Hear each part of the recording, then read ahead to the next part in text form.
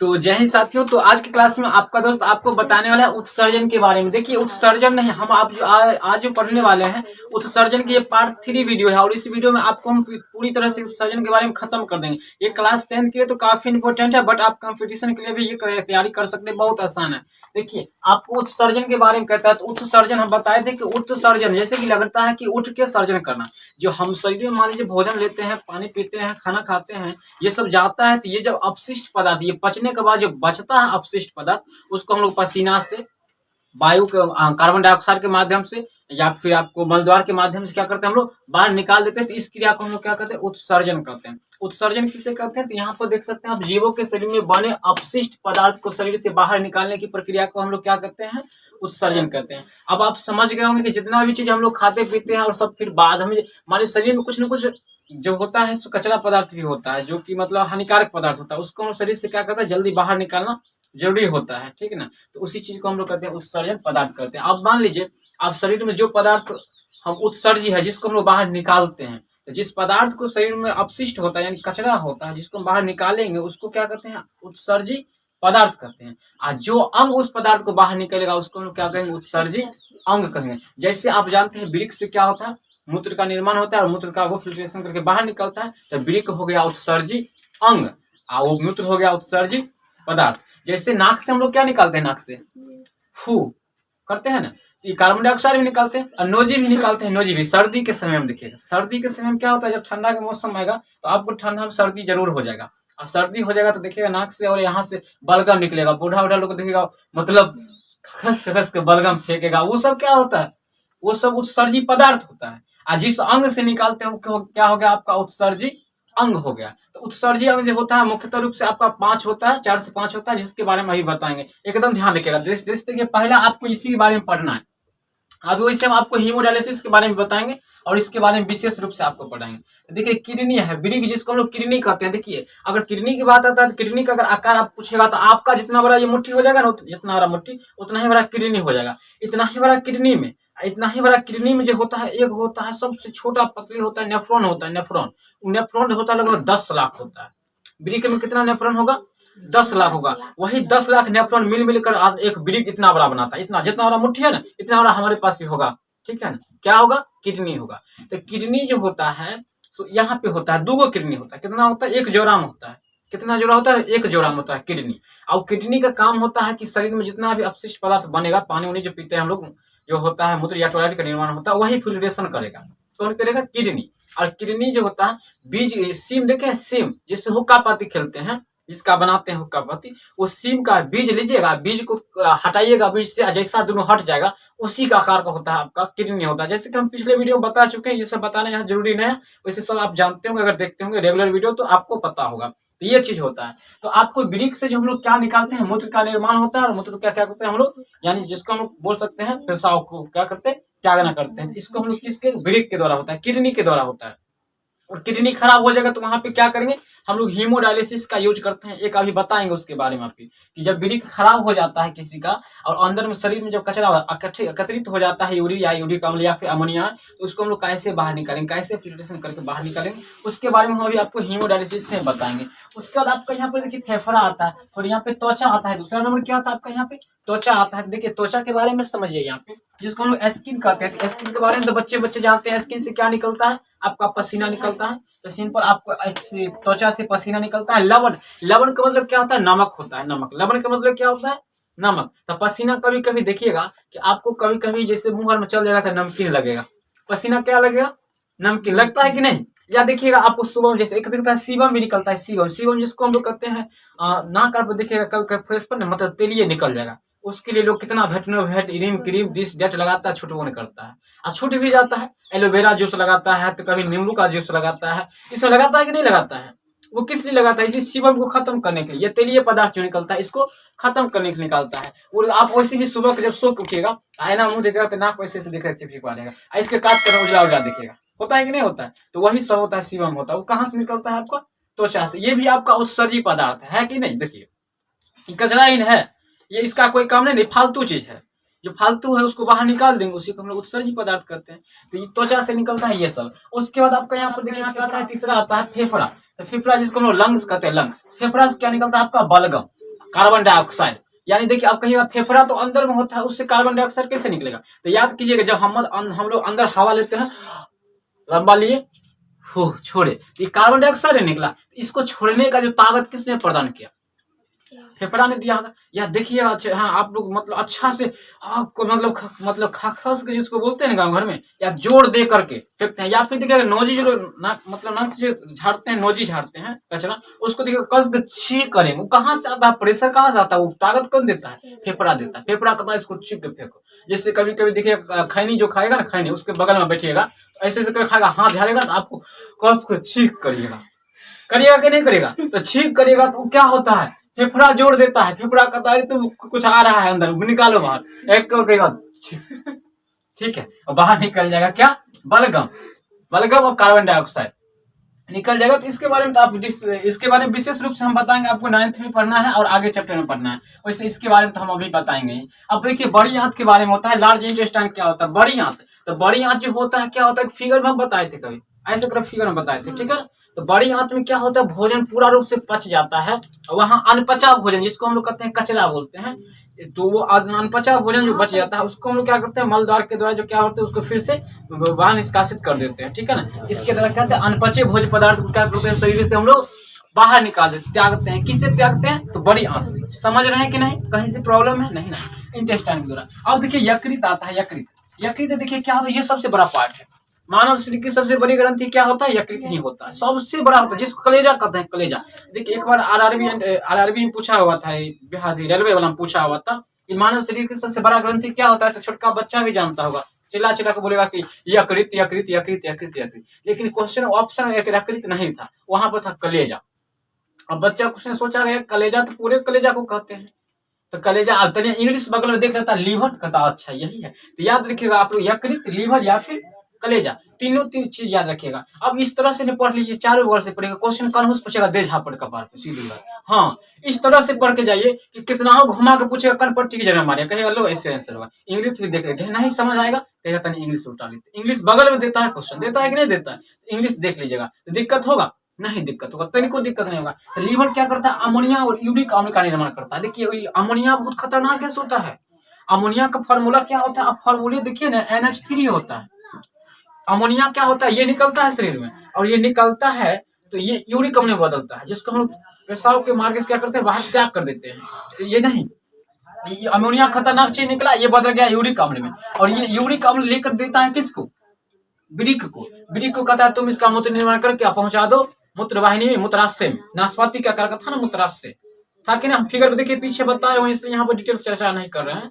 उसमें अगर डिटेल्स आप पढ़ना चाहते हैं तो फिगर पीछे बताए थे, वृक्क के बारे में स्पेशल बताए थे कि ऐसे बना करके नाशपाती, तो उसमें चल जाएगा, वहां से समय से बाहर त्याग करते हैं। तो देखिए अब आपको पता चलेगा कि मूत्र में क्या क्या होता है। अमोनिया भी होता है ना, अमोनिया और यूरिक अम्ल होता है। अब इसको जब लोग त्याग करता है, जहाँ पे त्याग करता है देखिएगा अमोनिया निकलेगा। अमोनिया फिर क्या करता है? ये यूरिक निकलता है, यूरिन, जिसको कहते हैं यूरिन भी बोलते हैं हम लोग। यूरिक अम्ल निकलता है, वो क्या होता है? धीरे धीरे अमोनिया बदल जाता है, वायुमंडल में आने के बाद किस में बदल जाता है? वो अमोनिया में। अमोनिया बन के कुछ दिन के बाद ज्यादातर अगर लोग जब एक ही जगह पर मूत्र त्याग करेगा तो वहां से टॉयलेट का गंद बदबू निकलेगा। और इतना खतरनाक होता है टॉयलेट, ये अमोनिया इतना खतरनाक होता है कि किसी किसी को देखिएगा कि जिस मतलब सरकारी जगह स्कूल में ऐसे बच्चा लोग ज्यादा करते हैं, जाके कहीं दिवाली पर क्या करता है? वो टॉयलेट कर देता है। तो बार बार करने से क्या करता है? साल दो महीना में क्या होता है? दीवालों गिर जाता है, क्योंकि अमोनिया इतना खतरनाक होता है, दीवार को गिरा देता है, क्षरण कर देता है।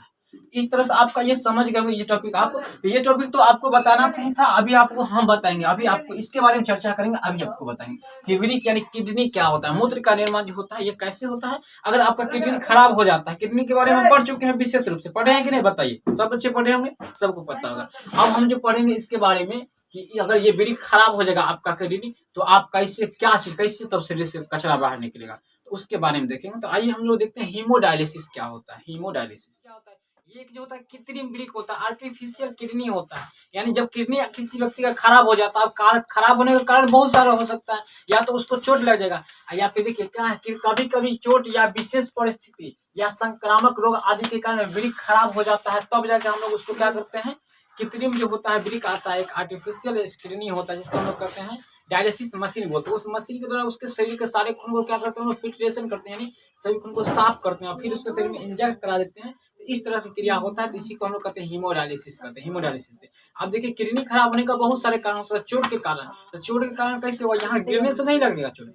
आप बच्चा जब होंगे ना तो लड़ाई होता होगा, कहीं सर मारिएगा पंजरा में मारिएगा, पंजरा में बच्चा में लड़ाई होता है क्या बोलते हैं कि मरिएगा पंजरा मारिएगा। अब कहीं मारे, कहाँ मारे, पंजरे में मारेंगे, फिर ऐसे कोई बताते हैं मारा कहाँ मारा, पंजरा में। और बुढ़वा जानता है पंजरे में यहीं पर क्या रहता है, किडनी रहता है। तो हो सकता है उस चोट की वजह से कहीं दिए फेफड़े को मतलब किडनी पर रख कस के तो किडनी खराब हो जाएगा। और खराब हो जाएगा तो ऐसी स्थिति में क्या होगा, जो किडनी के द्वारा जो भी हानिकारक पदार्थ बाहर निकलता है वो निकलेगा, मूत्र का निर्माण हो पाएगा नहीं होगा, खून का साफ होगा, फिल्ट्रेशन नहीं होगा तो सारा शरीर में कचरा होगा, अपशिष्ट पदार्थ कहाँ जाएगा, शरीर में रह जाएगा। और शरीर में रह जाएगा फालतू चीज, तो उससे क्या होगा, आदमी मरेगा कि बचेगा, बीमार पड़ेगा, बीमार होगा तो मरेगा। तो उसको साफ करने के लिए एक जो है वैज्ञानिक द्वारा जो मशीन बनाएगा, जिसको हम लोग कहते हैं डायलिसिस मशीन। क्या मशीन का नाम है, डायलिसिस। समझ रहे हैं ना, डायलिसिस मशीन होता है। इस मशीन के द्वारा क्या करते हैं कि हम लोग के अंदर में देखिएगा, यहाँ पे नस दिखाएगा, नस दो नस होता है, एक ऊपर से दिखाएगा तो हो गया आपका धमनी, ठीक है, आर्टरीशियस होता है, वेन होता है, तो वेन ऊपर होता है, आर्टरीशियस नीचे होता है, तो धमनी होता है ऊपर और सिरा होता है नीचे। तो हम लोग क्या करते हैं कि धमनी में एगो सुइया घोप देता है डॉक्टर साहब, बड़का मशीन रखा रहेगा डायलिसिस का, देखते हैं यहाँ पे, देखिए बड़ा मशीन दिख रहा है, इस पे दिख रहा है ना। तो इस मशीन में क्या करता है, एगो सुइया आपको इंजेक्ट कर देगा नस में, ठीक है, और वहां से यानी धमनी से खून को निकालेगा धमनी से, और मशीन में आएगा, वहां पे उसको 0 डिग्री तक ठंडा किया जाएगा, ठीक है ना, 0 डिग्री तक उसको ठंडा किया जाता है। और लेकिन उसको देखिए, आप वैसे जानते हैं कि किसी भी चीज को अगर 0 डिग्री तापमान पर अगर ठंडा किया जाएगा तो बर्फ बन जाएगा, बर्फ मतलब ठोस बन जाएगा। कैसा हो जाएगा, वो ठोस हो जाएगा, बर्फ बन जाएगा। लेकिन क्या होता है, खून देखिए उसको मशीन में 0 डिग्री तक ठंडा तो हो जाएगा, लेकिन बर्फ नहीं बने देगा। किंतु क्या होता है, मशीन में क्या करते हैं, ठंडा किया जाता है, लेकिन द्रव अवस्था में रखा जाता है, लेकिन द्रव्य अवस्था में रखा जाएगा, उसको ठोस यानी बर्फ नहीं बने दिया जाता है ना।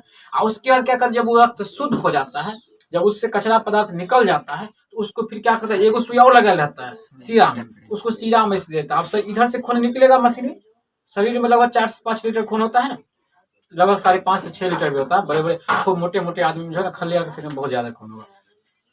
तो वो क्या करेगा, यहाँ से धमनी से निकालेगा और सीरा में इधर से साफ होगा खून, डायलाइजर मशीनर में जाएगा और साफ होकर फिर सीरा में जाएगा। तो इस प्रक्रिया जो है काफी खर्चीला होता है। ये सब जो है ना, भगवान करे किसी को ऐसा ना हो, तो इसी प्रक्रिया को, रक्त को इस तरह शुद्ध करने की प्रक्रिया को हम लोग हीमोडायलिसिस कहते हैं। क्या कहेंगे, हीमोडायलिसिस कहेंगे। देखिए बिल्कुल आसान है, कैसे आप समझ गए होंगे कि चोट या फिर किसी संक्रामक बीमारी के कारण जब किडनी खराब हो जाता है तो मानव के शरीर में सारा अपशिष्ट पदार्थ रह जाता है, जिसको साफ करने के लिए एक विकसित मशीन है जिसका नाम है डायलिसिस।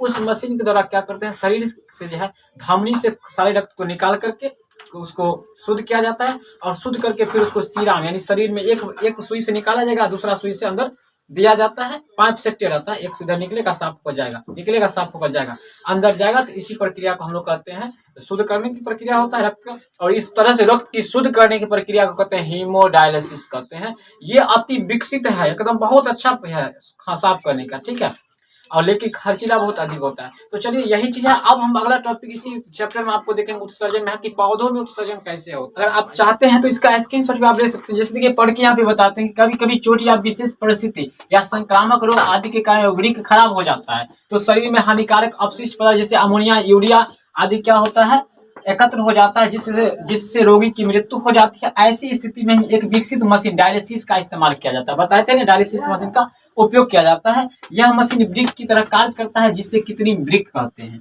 इस मशीन में एक टंकी है जो डायलाइजर कहलाता है। टंकी होता है जिसको हम क्या कहते हैं, डायलाइजर टंकी होता है। यहाँ पर अच्छा रहेगा, एक टंकी होता है जिसे डायलाइजर कहलाता है। डायलिसिस मशीन से रोगी के शरीर का रक्त धमनी से निकालकर उसे 0 डिग्री तक क्या करते हैं, सेल्सियस तक ठंडा किया जाता है, लेकिन द्रव अवस्था में ही रखा जाता है, और उसे शुद्ध कर पुनः शुद्ध रक्त को शरीर के तापमान पर ला करके और इसके द्वारा जो है सिरा के द्वारा शरीर में भेज दिया जाता है। इस तरह रक्त को शुद्ध करने की प्रक्रिया को हीमोडायलिसिस कहते हैं। तो आई होप कि आप अच्छी तरह से समझ चुके हैं। तो जय हिंद साथियों, तो आइए आज के क्लास में हम लोग यहाँ पे उत्सर्जन का ये अंतिम वीडियो बन रहा है, बिल्कुल तरह से अंतिम, यहाँ पे खत्म हो जाएगा।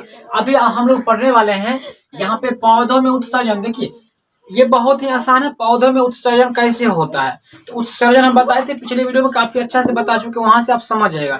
देखिए पौधों में उत्सर्जन कैसे होता है, तो पौधों में उत्सर्जन के लिए यानी जो कचरे पदार्थ जो बनते हैं पौधा में, जो लोग पानी खाद देते हैं उससे, उसमें भी कुछ न कुछ बनता होगा जो बाहर वायुमंडल से कार्बन डाइऑक्साइड लेता है पौधा। जानते हैं कि पौधा क्या लेता है, वायुमंडल से कार्बन डाइऑक्साइड को ग्रहण करता है और उसी से अपना क्या करता है, वो भोजन निर्माण करता है। ठीक है, तो करता है और ऑक्सीजन मुक्त भी करता है। तो हम ये बात आपको समझाना चाहते हैं कि वो उत्सर्जी पदार्थ उसमें क्या बनता है, वो बाहर क्या निकलता है, कौन कौन सा पदार्थ वो छोड़ता है, बाहर निकलता है, तो वही उसका उत्सर्जी पदार्थ कहलाता है। तो जंतु में जिस तरह से नाक, मुंह, कान, मुंह, वृक्क, फेफड़ा, यकृत ये सब होता है उत्सर्जी पदार्थ, ऐसे जो पौधा में कोई उत्सर्जी पदार्थ कोई अंग होबे नहीं करता। पौधा का देखे नाक, कहीं देखे नाक, मुंह देखे हैं उसके अंदर नहीं होता, कहीं नहीं होता है। पौधे का मुंह भी होता है, खाता खाना नहीं खाता, नहीं होता है, नहीं होता है, ठीक ना।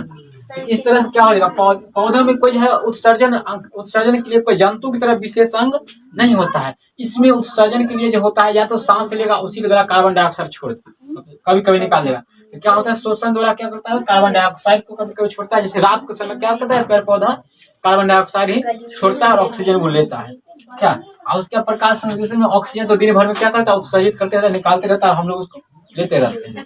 और वाष्पोत्सर्जन इत्यादि द्वारा क्या होता है, वो अपने, देखिए सबसे इम्पोर्टेंट जो है आपका यहाँ पे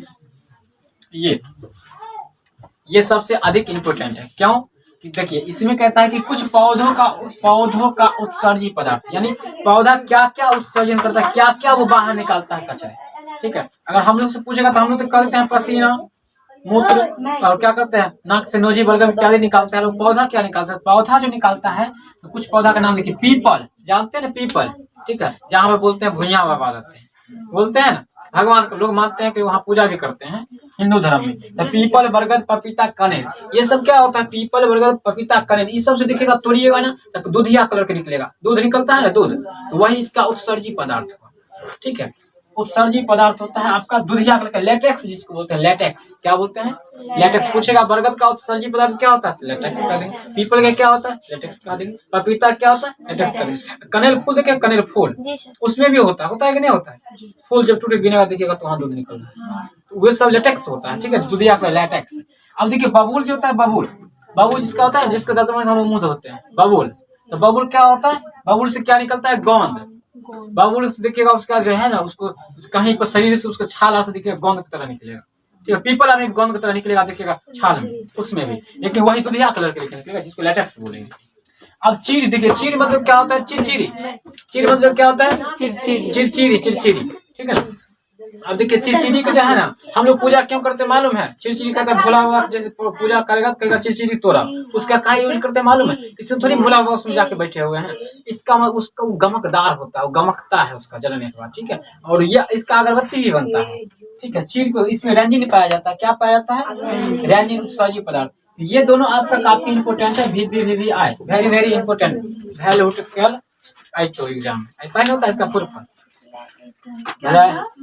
यहाँ पर आपका चैप्टर क्या होता है, बिल्कुल तरह से इंड हो जाता है, बिल्कुल तरह से खत्म होता है। कोई डाउट किसी भी चीज पर कंफ्यूजन, कोई चीज समझ नहीं आया तो कमेंट कीजिए, फटली हम आपको बताएंगे। ठीक है ना, तो मिलते हैं नेक्स्ट वीडियो में। इसका इंपोर्टेंट आपको पहले बता चुके हैं, नेफ्रॉन होता है, ये इंपोर्टेंट है इसका।